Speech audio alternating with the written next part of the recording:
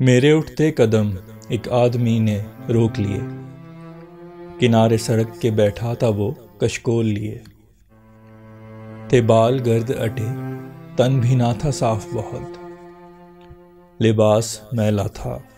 اور اس میں تھے شگاف بہت۔ ذہن نے ہیلا بنایا، بہت کہا مجھ سے کہ یہ کشکول ضرورت نہیں نا اہلی ہے، ہاتھ پھیلا کے کمانا غلط طریقہ ہے، حصول رزق میں محنت کی شرط پہلی ہے۔ سنا جو دل نے تو ٹوکا مجھے، کہا مجھ سے چند سکوں سے وہ بن جائے گا نواب نہیں، شکم کی آگ نہ بجھ پائے گی لباس میں بھی، لگے گا ٹاٹ کا پیوند ہی کم خواب نہیں۔ میری نگاہ میں یہ شخص ان سے بہتر ہے جو رہزنی کریں پستول کا کشکول لیے، کریں ہیں ظلم مگر خود کو مسلمان بھی کہیں، محض چند لفظ جو کلمے کے منہ سے بول لیے۔ میری نگاہ میں یہ شخص ان سے بہتر ہے جو ووٹ مانگنے حلقوں کے عرض و طول گئے، واسطے جیت کے سینے سے لگایا جن کو، جیت کے بعد وہ پل بھر میں ان کو بھول گئے۔ میری نگاہ میں یہ شخص ان سے بہتر ہے کہ ملک و قوم سے پیاری ہے جائیداد جنہیں، رہیں محلوں میں مال و زر بھرا خزینوں میں، امور وطن کو بس چاہیے امداد جنہیں۔ برا جانو اگر اس شخص کو برا جانو کہ جس کے ہاتھ میں کشکول ہے ہوس کے لیے، کسی مسکین کو سکے نہیں جو دے سکتے، دعا ہی مانگ لو اس خاکی بے بس کے لیے۔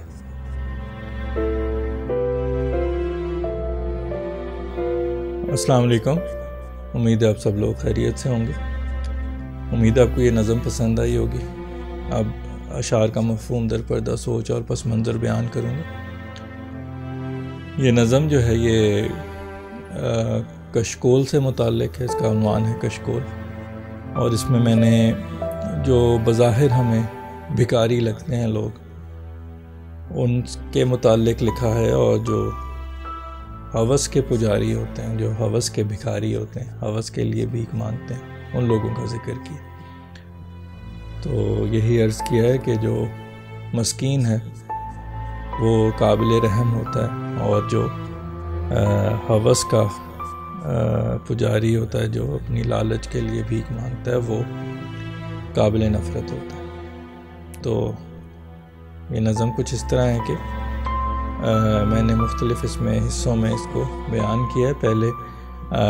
جو ہے بیان کیا ہے کہ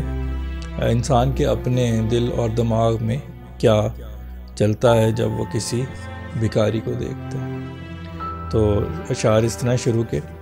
میرے اٹھتے قدم ایک آدمی نے روک لیے، کنارے سڑک کے بیٹھا تھا وہ کشکول لیے، میرے اٹھتے قدم ایک آدمی نے روک لیے، کنارے سڑک کے بیٹھا تھا وہ کشکول لیے، تھے بال گرد اٹے، تن بھی نہ تھا صاف بہت، تھے بال گرد اٹے، تن بھی نہ تھا صاف بہت، لباس میلا تھا اور اس میں تھے شگاف بہت، لباس میلا تھا اور اس میں تھے شگاف بہت۔ یہاں پہ میں نے ایک بھکاری کے جو ہے حلیے کا ذکر کیا ہے کہ وہ جب چلتے ہوئے جو ہے وہ آپ کے قدم رک جاتے ہیں جب آپ ایسے شخص کو دیکھتے ہیں کنارے سڑک کے بیٹھے۔ تو اس کے بعد جو ذہن میں چلتا ہے وہ لکھا ہے میں نے کچھ اس طرح: ذہن نے ہیلا بنایا، بہت کہا مجھ سے، ذہن نے ہیلا بنایا، بہت کہا مجھ سے کہ یہ کشکول ضرورت نہیں نا اہلی ہے، کہ یہ کشکول ضرورت نہیں نا اہلی ہے، ہاتھ پھیلا کے کمانا غلط طریقہ ہے، ہاتھ پھیلا کے کمانا غلط طریقہ ہے، حصول رزق میں محنت کی شرط پہلی ہے، حصول رزق میں محنت کی شرط پہلی ہے۔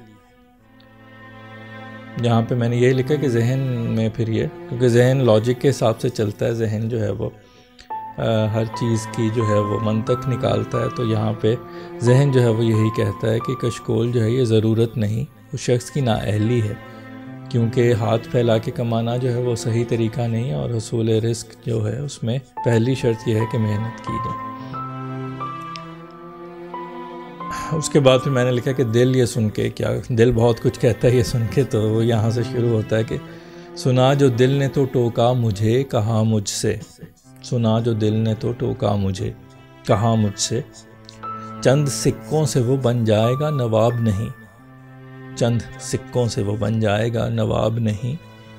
شکم کی آگ نہ بجھ پائے گی لباس میں بھی، شکم کی آگ نہ بجھ پائے گی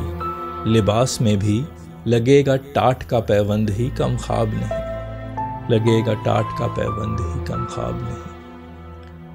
تو یہاں دل کہتا ہے کہ تھوڑا رکو، تمہارے چند سکوں سے وہ شخص نواب نہیں بن جائے گا، چند سکوں سے نہ تو اس کے پیٹ کی آگ بجھے گی اور نہ ہی اس کے لباس میں کم خواب کا یعنی مہنگے کپڑے کا پیوند لگے گا، بلکہ ٹاٹ کا پیوند ہی، سستا ترین جو ہے پیوند ہی لگے گا اس کے کپڑوں میں۔ پھر اس کے بعد مختلف لوگوں کو دل پھر بیان کرتا ہے کہ یہ شخص بہت سے لوگوں سے بہتر ہے۔ وہ لوگ کون ہیں؟ اس میں مختلف لوگ بیان کیے۔ تو پہلے یہ ہے کہ میری نگاہ میں یہ شخص ان سے بہتر ہے جو راہ زنی کریں پستول کا کشکول لیے، میری نگاہ میں یہ شخص ان سے بہتر ہے جو راہ زنی کریں پستول کا کشکول لیے، کریں ہیں ظلم مگر خود کو مسلمان بھی کہیں، کریں ہیں ظلم مگر خود کو مسلمان بھی کہیں، محض چند لفظ جو کلمے کے منہ سے بول لیے، محض چند لفظ جو کلمے کے منہ سے بول لیے۔ یہاں پہ دل یہ کہتا ہے کہ شخص ان سے بہتر ہے جو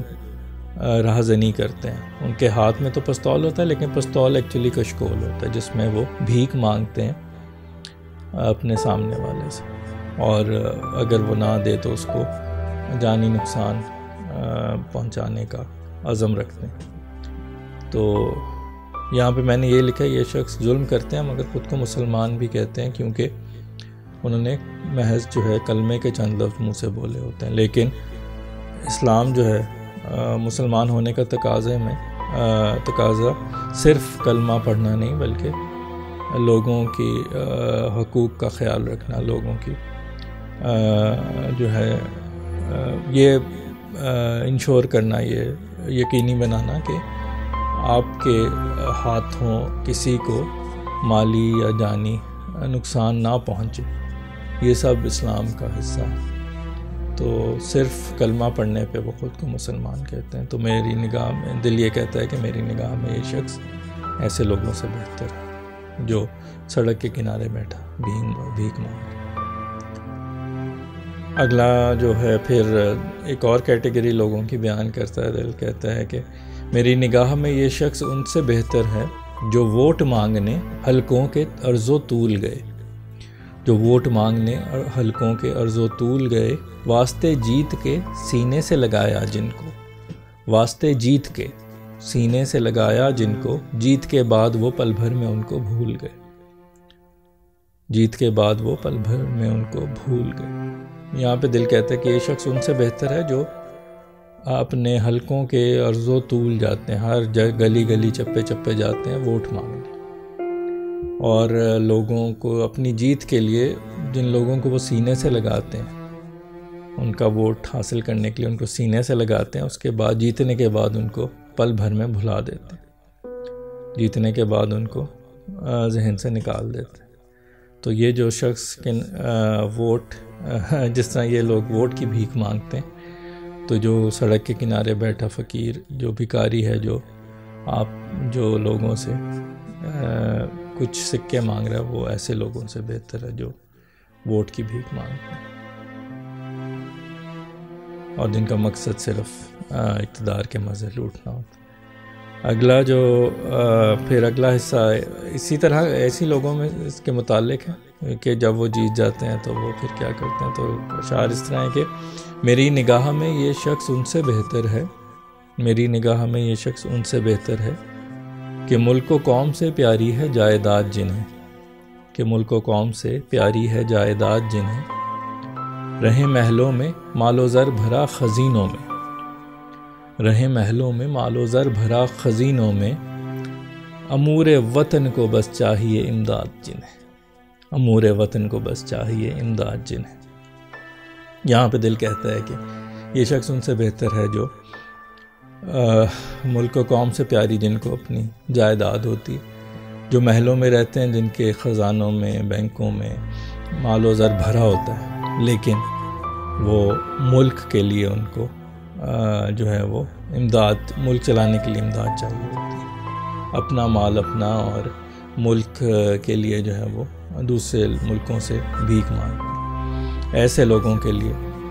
ایسے لوگوں سے وہ شخص بہتر ہے جو سڑک کے کنارے بیٹھا بھیک مانگ رہا۔ آخر میں ایک مشورہ دیتا ہے دل، جو یہ کہتا ہے کہ اس شخص کو برا جانو جو ہوس